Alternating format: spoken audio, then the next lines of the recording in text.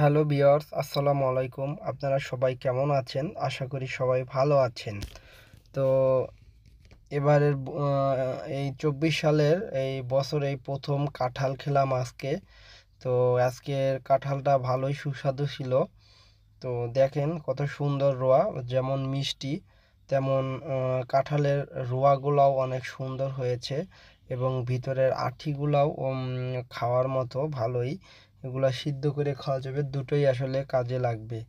তো বন্ধুরা দেখেন, এটা একদম ভেজাল মুক্ত অরিজিনাল গাছের কাঁঠাল।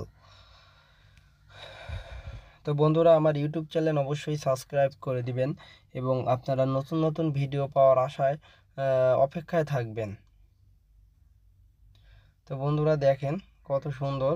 আসলে কাঁঠাল উঠানোর ক্ষেত্রে প্রথমে হাতে আগে সরিষার তেল মাখিয়ে তারপরে কাঁঠাল উঠাইলে মানে হাতে কাঁঠালের কষ লাগে না।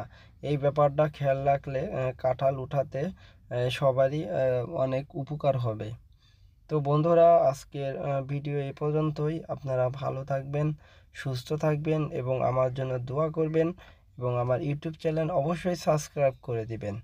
তো বন্ধুরা ভালো থাকেন। আল্লাহ হাফেজ।